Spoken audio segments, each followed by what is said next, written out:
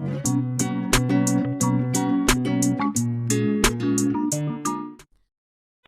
Hello guys, कैसे हैं आप सब। उम्मीद है सभी लोग सेफ एंड साउंड होंगे और अपने अपने घरों में होंगे। I am Kartikeya from anime assembly and from Indian animation community.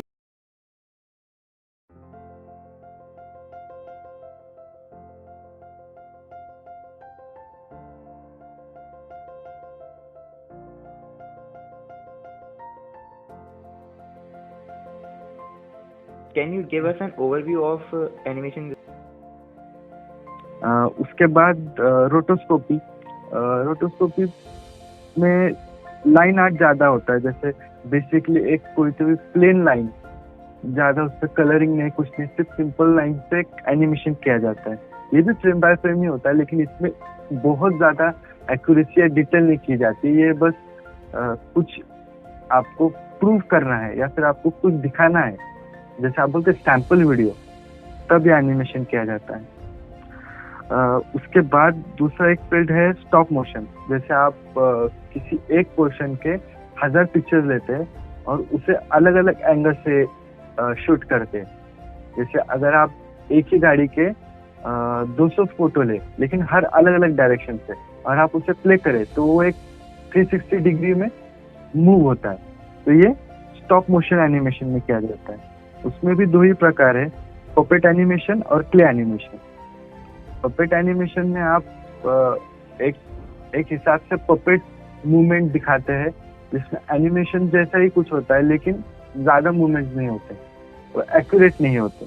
और प्ले एनिमेशन ये थोड़ा हार्ड पोर्शन है, जिसमें आपको प्ले से कुछ कैरेक्टर क्रिएट करने होते हैं और उन्हें हर बार थोड़ा थोड़ा ही मूवमेंट करके उसके एक फोटो लेते रहनी चाहिए, ताकि वो धीरे धीरे मूव हो रहे ऐसा लगता है। जैसे शॉन्देशित और कुछ क्ले एनिमेशन भी मार्केट में अवेलेबल है, जो आप देख सकते हैं। उसके बाद थर्ड है कटआउट एनिमेशन। कटआउट एनिमेशन ये बाकी एनिमेशन से थोड़ा अपोजिट है।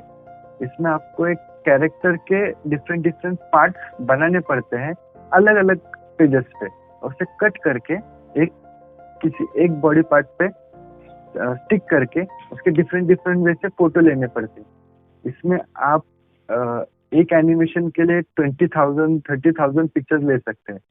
इसके बाद कुछ छोटे छोटे एनिमेशन फील्ड है जिसके बारे में बता सकता हूँ, लेकिन वो इतना फॉर्म नहीं करते हैं एनिमेशन फील्ड में। सो मैं बेसिकली और एक ही एनिमेशन के बारे में बताऊंगा जो बेसिकली न्यू बिगिनर्स के लिए है। वो है कंप्यूटर एनिमेशन, जिसमें 2D और 3D एनिमेशन आता है। 2D एनिमेशन में बेसिकली तो आपको हर कैरेक्टर ड्रॉ करना पड़ता है, लेकिन अगर आप 3D एनिमेशन की बात करें तो आपको सिर्फ कैरेक्टर बिल्ड करना पड़ता है।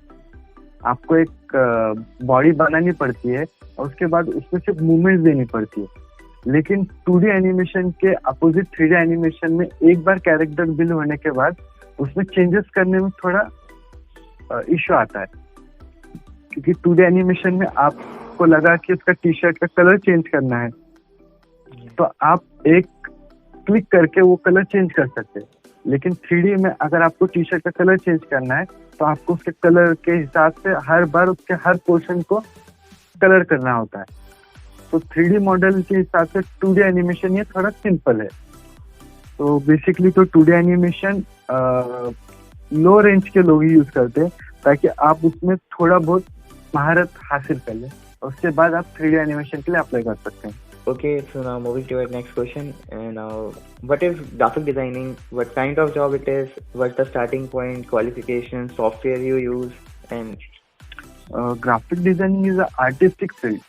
ग्राफिक डिजाइनिंग में आपको ज्यादा कुछ करना तो नहीं पड़ता, क्योंकि जब तक आपको आपके कस्टमर से या जो आपका पार्टी है जो आपको ये काम दे रही है, उसके पास एक इनपुट टाइप इंफॉर्मेशन नहीं आती, तब तक आप किसी भी प्रोजेक्ट पे काम नहीं कर सकते।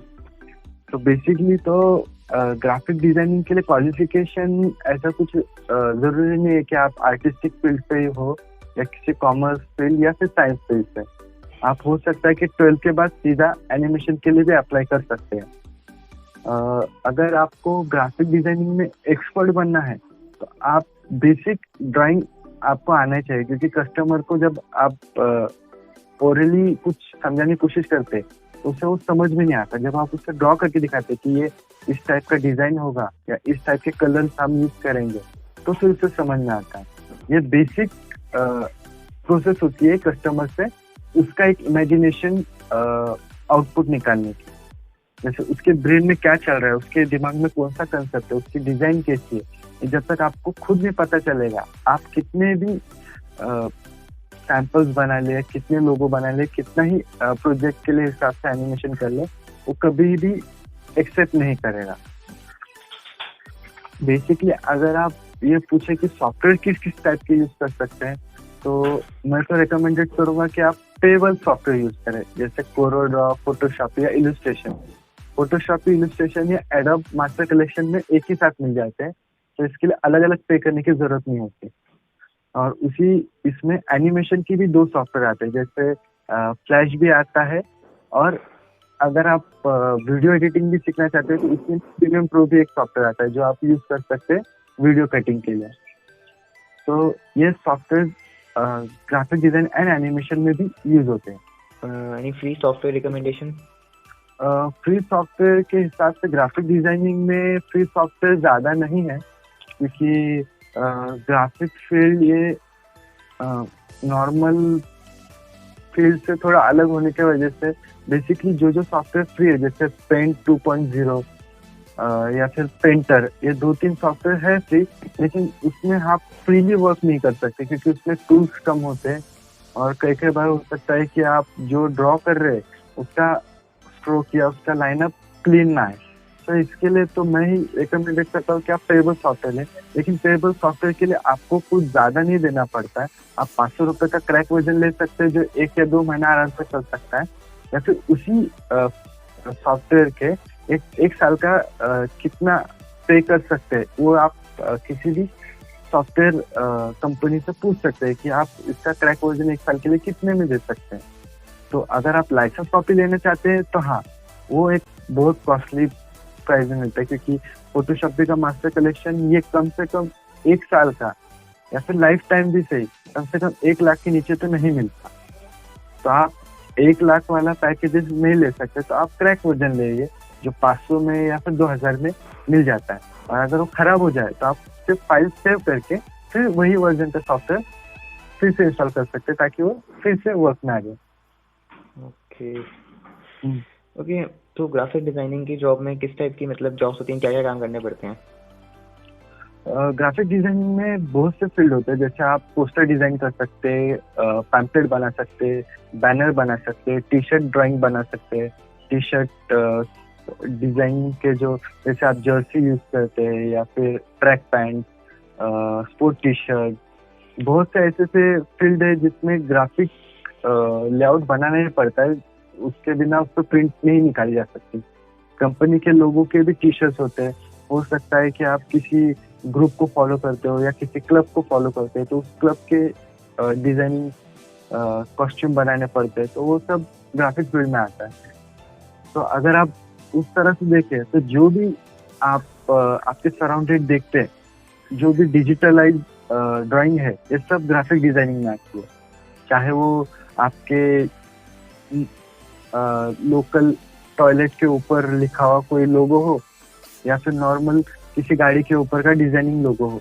तो ये बहुत कुछ डिफरेंट टाइप के उसमें पार्ट्स होते हैं। Okay, someone has asked, is it necessary to be good at drawing to be a graphic designer? अगर बेसिकली कहा जाए तो ग्राफिक डिजाइनिंग के लिए आपको काम लैपटॉप पे या फिर डेस्कटॉप पे करना होता है, तो मुझे तो नहीं लगता कि लैपटॉप पे या डेस्कटॉप पे काम करने के लिए आपको ड्राइंग अच्छी आनी चाहिए। ओके, काइंड ऑफ मतलब डिजिटल पेंटिंग वगैरह? हाँ, अगर आपको ड्राइंग अच्छी आनी चाहिए, अगर आपको ऐसा लग रहा है तो हाँ, एक तरह से, क्योंकि जब तक आप कस्टमर को एक बेसिक लेआउट नहीं दिखाते, क्योंकि जब आप ग्राफिक डिजाइनिंग के इसमें वर्क करते हैं तो आपको कस्टमर से इंटरेक्ट करना पड़ता है, आपको कस्टमर से बात करनी पड़ती है, उससे पूछना पड़ता है कि उनका एक बेसिक कंसेप्ट है। आपके पास पेंसिल और एक पेज हमेशा होना चाहिए जब आप कस्टमर से बात कर रहे हो। उसे पूछ लेना चाहिए कि हाँ भाई, ये ऐसा डिजाइनिंग हम करने वाले सर, इसमें आपको किस किस टाइप के चेंजेस चाहिए, तो वही चेंजेस आपको उसको ड्रॉ करके दिखाने पड़ते। और कस्टमर कहता है हाँ ये वाला पोर्शन थोड़ा नीचे चाहिए, तो इसे रफ करके वहाँ डिजाइन बनानी पड़ती है। तो ये बेसिक ड्राइंग अगर जब तक कस्टमर को समझ में नहीं आएगा तो वो लोगो नहीं बनेगा। तो बेसिक ड्राइंग तो आनी चाहिए, लेकिन इतनी प्रोफेशनल नहीं कि आपको उसके ऊपर बहुत मेहनत करनी पड़े या एकदम शैडो टाइप नहीं बनानी पड़ती, बेसिक जो कस्टमर को समझ में आ जाए। ओके। सो ग्राफिक डिजाइनिंग में आपको बेसिक ड्राइंग आनी चाहिए, क्योंकि बेसिकली जब आप कस्टमर से इंटरेक्ट करते हैं तो उसे समझाने के लिए या फिर उसका एक ओपिनियन लेने के लिए आपको एक बेसिक ड्राइंग या लोगो डिजाइनिंग उसको दिखाना पड़ता है, जो जब तक वो उस पर ये नहीं सहमति नहीं देता तब तक वो डिजाइन कंसेप्ट आपकी आउटपुट में नहीं आएगी। तो इसलिए थोड़ा बेसिक ड्राइंग आना ही चाहिए। Okay. Technical questions which our followers has asked. So, how to design a digital logo? Logo design करने के लिए सबसे पहले तो आपको कस्टमर से उसका एक कंसेप्ट पूछना पड़ता है। अगर आप किसी टी शर्ट कंपनी के लिए लोगो डिजाइन कर रहे हैं तो आपको उस लोगो में टी शर्ट दिखाना है, या फिर आपका कुछ एक नेम कंसेप्ट है, कैलीग्राफी है, या फिर सिर्फ सिंबल है, या फिर एक ही सिंपल वे से सिर्फ नाम दिखाना है, जिससे आप उसे कहते हैं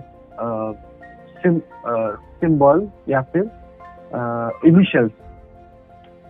सिंबल्स या इनिशियल, ऐसे दो ही कंसेप्ट होते हैं सिर्फ एक नॉर्मल नेम दिखाने के लिए। तो वो किस टाइप का हो, और अगर उसमें कोई दूसरा कलर हो या कोई दूसरा कंसेप्ट हो जो आप उसको शो करना चाहते हैं, वो डिजाइन एक पेपर पे बनाकर आप कस्टमर को भेज सकते हैं। कस्टमर उसी डिजाइन के ऊपर कुछ चेंजेस करके आपको भेजता है, और फिर आप ग्राफिक वे से उसे डेवलप करना स्टार्ट करते हैं। तो हर बार उसका एक सिंपल पीएनजी फोटो लेके ओरिजिनल फाइल कभी भी कस्टमर को एक ही वे में कभी मत देना। हो सकता है कि एक बार फाइल जाने के बाद वो आपको पैसे ही ना दे। तो आप बेसिकली फोन से फोटो निकालकर हर बार उससे वो कंफर्म कर ले कि उसमें डिजाइन में कुछ चेंजेस चाहिए क्या, और जब आपको लग जाए कि कस्टमर सेटिस्फाइड है, फिर उसको एक पीडीएफ निकालकर पेमेंट का पूछकर फिर वो पीडीएफ उसे ट्रांसफर कर दे। How to make shiny eyes?